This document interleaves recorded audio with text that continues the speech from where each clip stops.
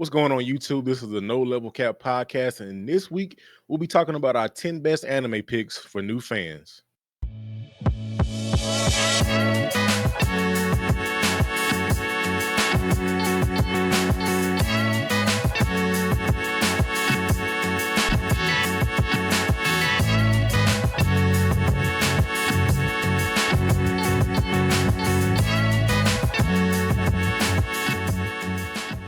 Yo, what's good, people? Welcome back to the No Level Cap podcast with all your friendly neighborhood black nerds, where we cover all the anime, all the gaming, all the nerd culture stuff with absolutely zero of the BS, with a new episode every Monday morning.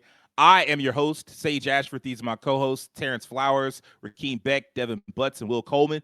Like Devin said, this week we're talking about 10 anime that are perfect for getting new fans into anime.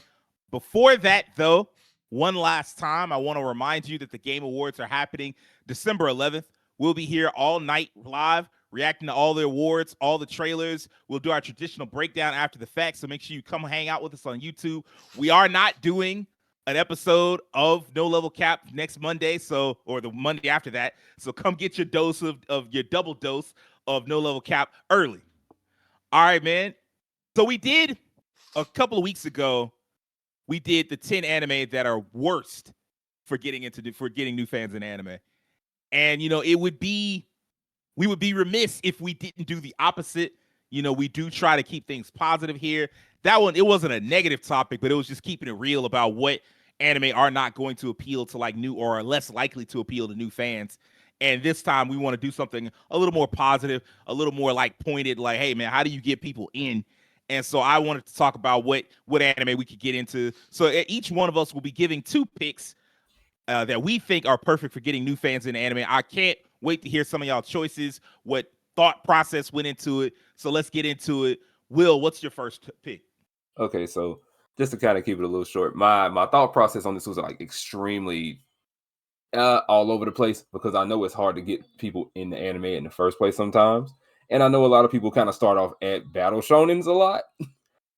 Or, just a simple basic shonen that has like a good storyline to it. But I'm going to give like the easiest one I think that's good to go by. And I'm going to say Full Metal Alchemist Brotherhood or Full Metal Alchemist 03. One of those two work just fine, I feel. Can you find 03 anymore?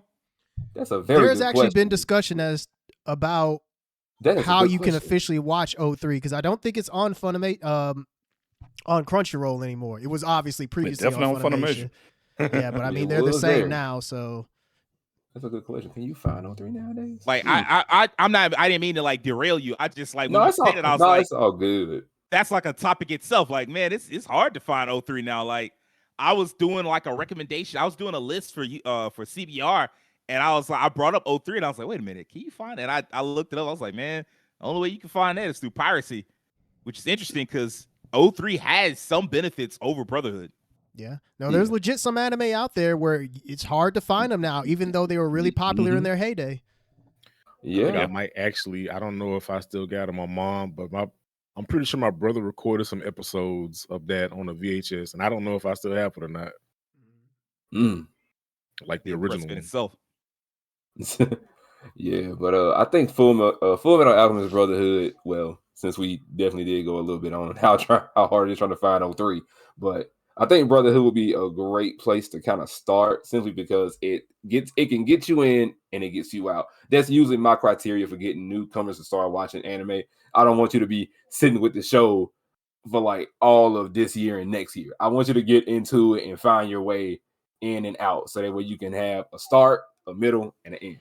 That's how I look at it. I think it's one of the best shows like ever to kind of watch. Simply, it's one of the best shonen you can pick up, and it just has such a great story to it, great animations for its time at the time. Like, just looking at how long it's been out, 16 years. I think it holds up very well with people, and it sits well. You have great relatable characters all throughout the story. You have great storylines all throughout it. So what more could you ask for in a show like Full Metal Alchemist Brotherhood? It covers a lot of ground, and in 64 episodes, you'll be done. 64 episodes is long, but I always caution people who are like, nah, man, you got to get somebody in through a 13 episode series. Like, why? Like, when you recommend sitcoms or when you recommend a lot of TV shows, they not 13 episodes and they 2 not. seasons and all that. Like they be full-length shows. Like people be recommending The Office all the time, and that bitch long as hell. Long, man. So 64, I don't think that's too long. I think only when you get into like the One Piece length, where it's like, all right, now you asking that's a big ask of people. Yeah, but in general, I feel like 64 episodes is whatever. 64 is solid in my opinion, and the reason why I say that is just because, like I said, I don't want you to kind of be sitting with the show for forever and a day. I want you to get in and get out, because I know not everybody got the time to sit down and go through triple-digit amounts of episodes. I get that. Like I said, there's no hit at shows that have that many, but it's something you don't want to waste too many people's time on. You want them to get in, get out, so that way they can see how it feels to watch a show like this, or at least to get a feel of what anime is in a sense. That's fair. Devin, what's your first pick? Man, it's I'm not gonna lie. After I got my list, it was easy to get my list. Now it's easy to pick from which ones I wanted to choose from. I think I'm gonna choose Dragon Ball Daima though. That's gonna be my first one. Daima. Wow. Daima. Interesting. Yeah. I wanted. I mean, I didn't want to just pick Dragon Ball Z, but and I actually kind of agree with what Will just mentioned about the length. And I get what I get where you're coming from, but I do think because like this is like a person that's getting into anime. So like when a person watches like sitcoms and dramas, that's familiar ground. They're already used to it. So for them watching something like that a couple of seasons, they're like, okay, but if it's something you just getting into, I gotta like, hey man, I gotta get you a little a primer. And this wasn't long. It was just 20 episodes. And the reason why I didn't pick Dragon Ball Z is because it's the typical, most people know of or have seen it. Right. But this one, to me, I feel like it was a better choice because it gets back to the adventure element of Dragon Ball. So it's like, more to get invested in as far as like what's going on. It's not just a bunch of fighting going on. There's an element of them like story and reasons to why things are going on, a world building, them talking about what's going on in this world. So I would probably suggest this to a first time because they probably already know a Dragon Ball. But again, it's like, it's not Dragon Ball Z. It's Daima. I want you to get a little more than just hands and power levels and scouters blowing up and that type of stuff. So this is probably what I recommend for a first timer. And if they are interested in Dragon Ball Z further on after that, they can check it out. But it's just 20 episodes. You don't have to go through all the sagas, and I guess maybe there is some context of like the beginning, like showing like they kind of do like a little small recap in like the first episode anyway. But again, if you want to go back and see some of that, you can. But I just think this is kind of a new fresh take on Dragon Ball. It even got me back into it because I was not interested in Dragon Ball Daima when I first saw it, because I just thought it was a rehashing of like GT.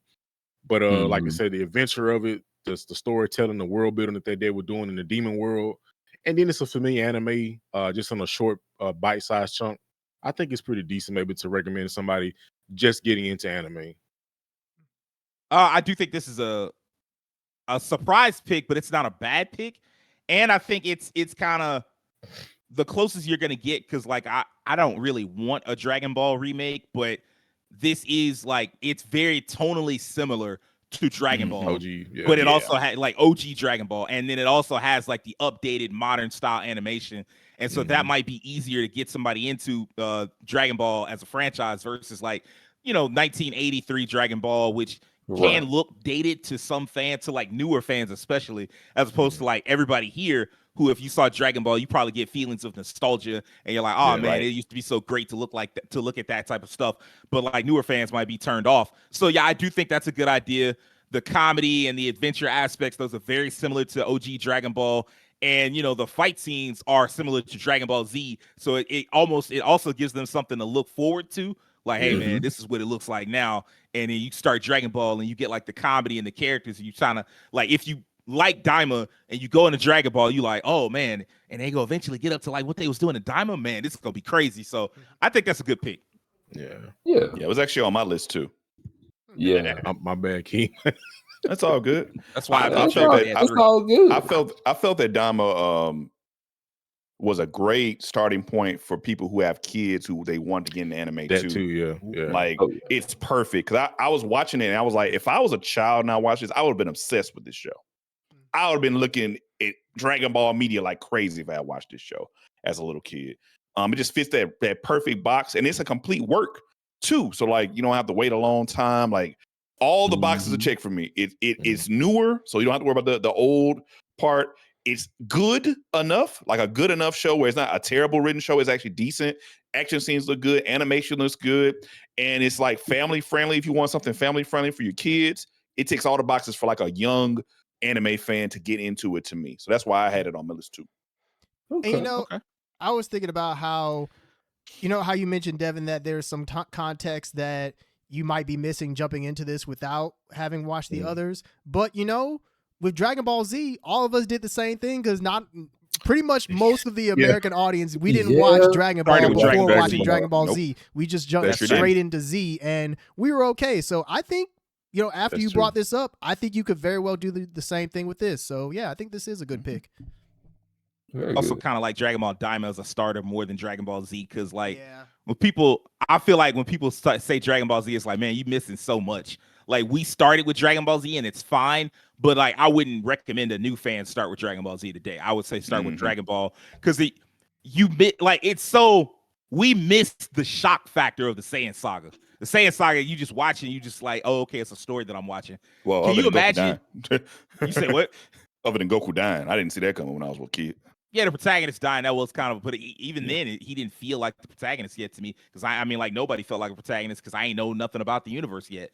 It just felt like the story being told, as opposed to like, imagine watching Dragon Ball from beginning and getting to the Saiyan saga, and you're probably, no wonder that bitch lasted as long as it did. Because you watch Dragon Ball, and Goku's this unstoppable hero, and Krillin, he gets to make his own character, and Tien is like a good rival. Piccolo's like the guy, and then Saiyan Saga comes along, and Raditz shows up and bodies everybody, and you're like, holy shit, what's happened? That shit had to be the coolest moment in the world, like, as a fan that started with Dragon Ball. So, like, I would prefer someone start with Dragon Ball over Z, but Daima's so detached and doesn't have any of that stuff that I feel like Daima's like a better starting point. And then you can go back and start with Dragon Ball. Rakeem, what is your first pick? Since it can't be Daima. Actually, I'm gonna go with kind of still in a similar route because I was going to go with like ages. So Daima would be like the age group for like a young fan, and then like a little bit older. So in this one, I'm gonna go for somebody who has like a family, kids, Spy Family. I think Spy Family is a great starter point now for like newer fans. It just has a wholesome element to it with the mix in of like the espionage and action.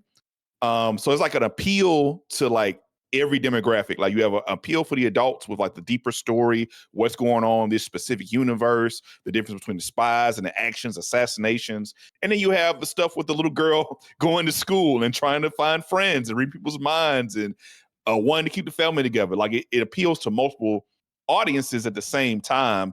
And I think there's something there for everyone. So I think it feels really good for like someone who has a young family who wants to watch more anime and wants to get the whole, and like something their wife will like, their kid will like, and they'll like. Spy Family just fits that gap perfectly for me. And the show is good enough and represents that enough to me that a newer fan who wants to get their family into anime, which some people are doing now, like they're getting their whole family, they're watching anime together. Like I remember like when I was younger, it felt like the dudes who watched the anime and their girlfriends were like, you have to drag them sometimes to watch it with you. That's over with. Like I feel like male and female anime watchers are about what for what it feels like now in comparison. And like people are watching anime with their whole family, like their kids, their wife, everybody.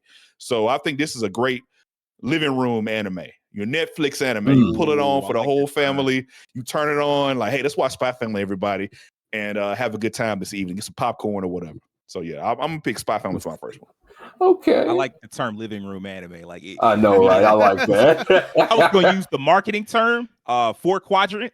Where it kind of gets all that's the movie shit, but living room anime sounds much more natural and like something that actual people would use. Brilliant.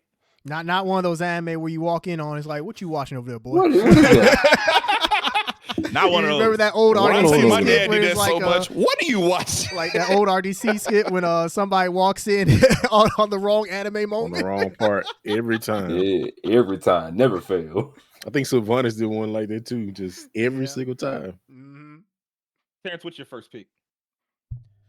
For me, when it comes to anime recommendations specifically, I believe in meeting people where they are. So obviously, along with all these other recommendations, they're not like they're kind of blanket recommendations. Like obviously, if you're talking to a person, you want to appeal more to their taste. Like if they're into romance, you might want to look more into like romantic anime to introduce them to. If they're more into action, you introduce them that way, et cetera, et cetera.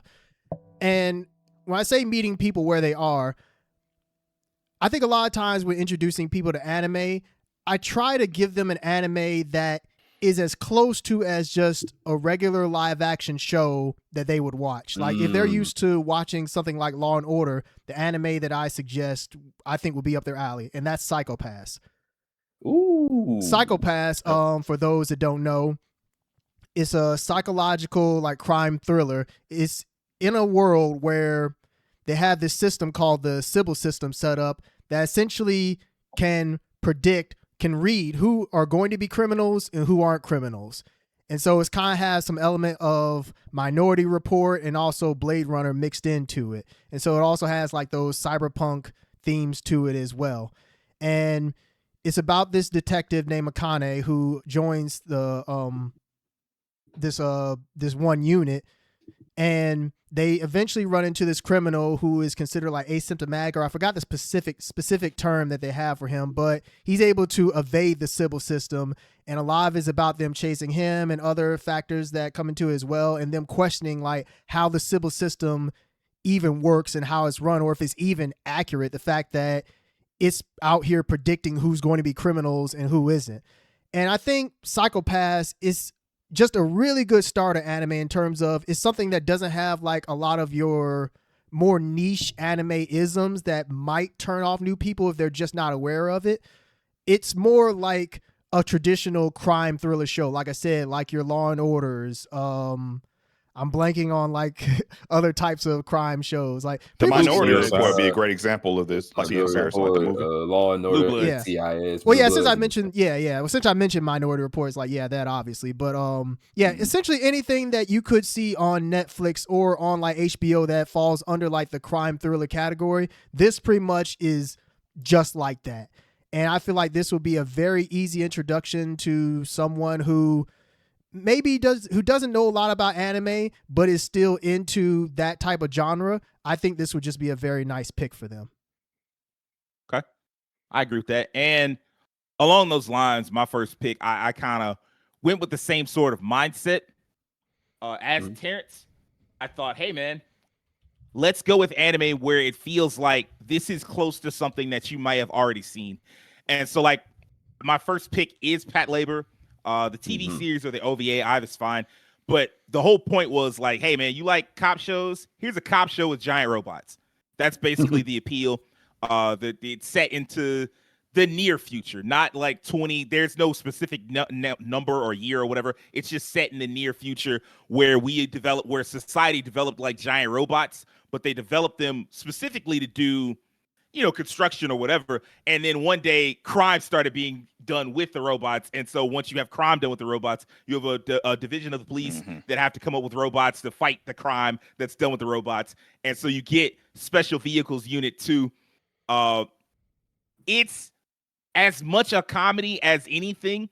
You get into like, I don't want to say it's like Brooklyn Nine-Nine because it's not quite as comedic as that, but there is a comedic element to it. It's very crossing slice of life with mecha. All the typical mecha tropes that you're expecting to see, don't expect to see them here. It's not deep discussions on war. It's not about a child finding its way into a giant robot. These are all adults. The protagonist is one of the youngest characters on the show, and even she's old enough to actually join the police and be a member. And like the most childish thing about her is that she just really cares about her giant robot, which I mean, like if you've ever wanted a giant robot, it's like, yeah, that kind of makes sense. Like that tracks. But like most of the storyline, it's a mix between an office like workplace storyline or office workplace sitcom and then like actual mecha action. You'll see mecha action periodically, but it's very realistic even in how they approach it. Like sometimes like the protagonist, like one of the characters is like this gung-ho like suit. He's trying to be like the ultimate cop type character, and he's a joke because in the real world you can't survive like that, especially in a place that has more regulations than in like Japan. And like he's like, oh man, I can't wait to practice my gun with my giant robot. And they're like, hey man, we can't afford the bullets for that. So ain't no practice. You got to go ahead and figure it out on in the field. And there's like moments like that. And then like sometimes they do get deep. Sometimes it is because like the ultimate story of Patlabor is like about how humanity is getting detached from its environment because of technology. And so you'll get a lot of episodes in the background that's like that. But it's also not a long-running anime. It's a long-running anime, but it's not a serial anime. Like there's not a long-running plot in it. What there is, it's very episodic. And so like it deals with like the cases that they have or the interpersonal relationships that they have, like what they relate to at work and how they deal with life outside of work and things like that. And you have different characters that are not the typical over-the-top anime characters. Like they are memorable, but it's not like, man, you know, this guy's got purple hair and he's obsessed with his sister or none of that bullshit that you might see on other shows. Like, nah, man, this is just a guy that's like a family guy. His wife really cares about him, and he comes to work and he's trying to just make it through the day. And I feel like that's relatable. And so the only thing that you might struggle with is like the dated animation. But outside of that, I feel like people would just be able to vibe with Patlabor pretty easily if they like cop shows. So yeah. Will, what's up, man? All right, so my next one, I kind of want to go in the direction of, well, I don't know if that'll pull up here, but I think Castlevania would be a great one.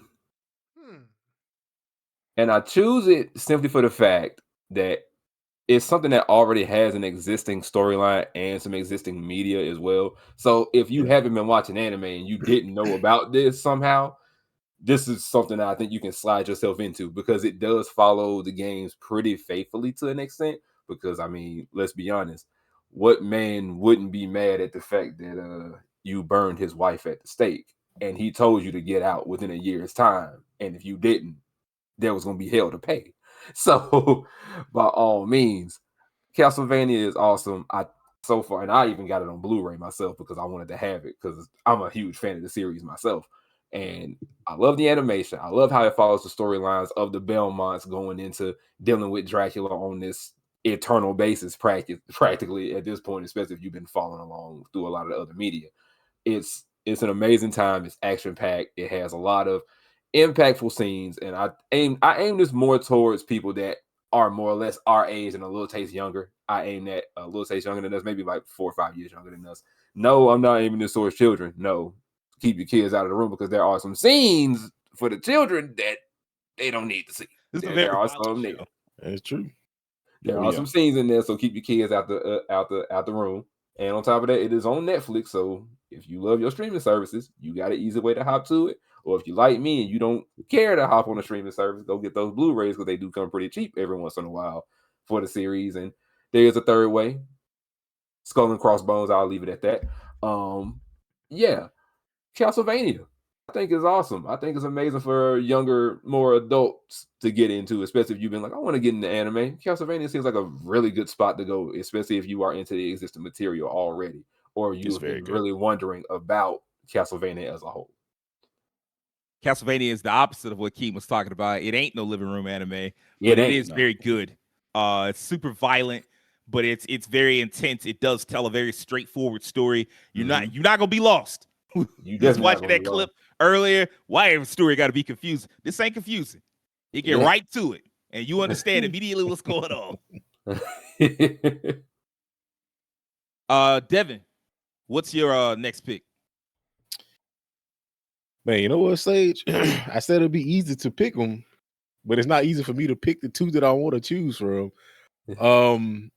I think this one, I'm gonna probably pick this one because it's kind of similar to what Terrence said about what is a person into. Do they like action? And is it kind of similar to something that they've seen before? And this is the one I actually watched not too long ago. I started watching on Netflix anime, Super Crooks. I think it's almost like, I know people love like the heist movies and stuff like that. That's a very popular anime. Like, yeah. It's a very popular like genre movies. Ocean's 11. You can name probably endless heist type movies. So you just combine heist movies with super people. In this in this instance, they aren't heroes. They're literally super crooks. But yeah, I think it's a solid anime. It's a very good animation. It's not for kids. It's an adult show. But again, I do think this is kind of close to something that people kind of recognize, like I said, as a action film, a heist film. You got a lot of cool, interesting characters, cool powers. Of course, the main character has electricity power. That's always like, at least he's not black, you know. I was going to say, is he black? At least he's not black. The black guy, his power is like luck or something like that. One of the I'll black hold guys. your fire. But yeah, it's a pretty solid show. If This you man got isn't like black. the heroes are kind of typical. I think they're kind of like similar to something like characters that you see in like The Boys or maybe Invincible. Like there's this one guy, I think he's called the Patriot. It's very just like atypical, almost Captain America-esque hero, but he has like he can do all powers somehow. He has like everybody's ability, some crazy stuff going on. But yeah, I think it's action packed. So I think you would just, in terms of like the pacing of it, I think you'd enjoy it as a new person. Again, like I said, if you like action, any type of Jason Statham type movies, The Transporter, The Bookkeeper, anyone, like I think you would like this. So I think this would be a solid one for somebody just getting into it. It's not long. It's a Netflix show, 13 episodes. So that's again not a huge investment. You could get in and get out and be like, oh, you know, that was pretty solid. I want to check some more of this out. So I think Super Crooks would be a pretty good one for a first time anime watcher to check out.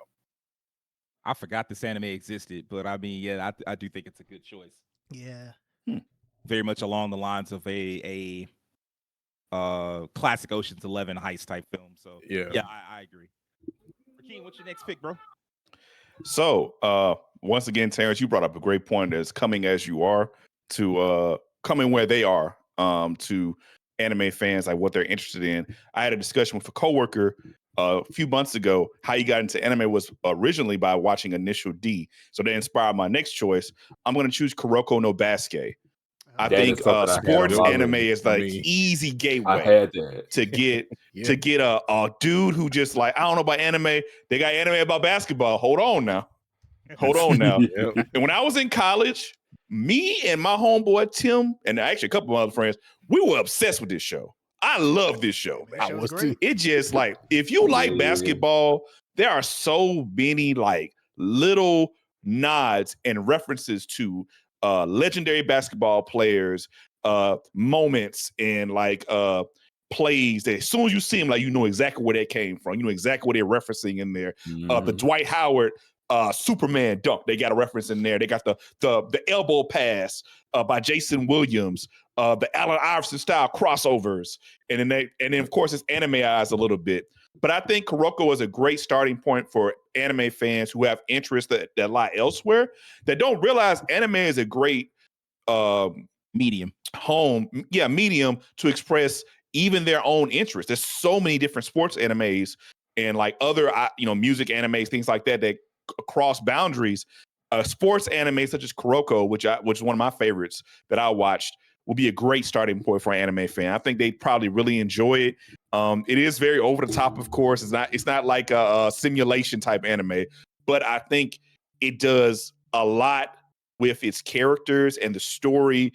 And like I said, it's nods to legendary basketball moments that, the people who made this, they liked basketball, NBA, stuff like that too. So yeah, I think this is a easy recommend if you have a sports fan or a basketball fan or anybody who likes sports in general, to try it and see if they like it, and maybe they could try other sports anime like Hajime no Ippo or Ashio 21, things like that.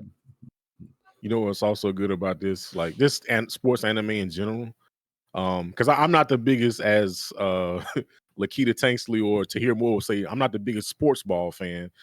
But I do love Kuroko no Basket and Hajime no Ippo. I think Hajime no Ippo was the first sports anime I watched, and I don't care for boxing at all. I don't really care for basketball at all. But these are two of my favorite anime, Hajime no Ippo and Kuroko. So it might actually get a person that's not interested in that per se to be like, oh, I'll check it out. Oh, this look cool. Oh, I don't care about basketball. This look cool. Haikyuu did wonders for volleyball. Yep.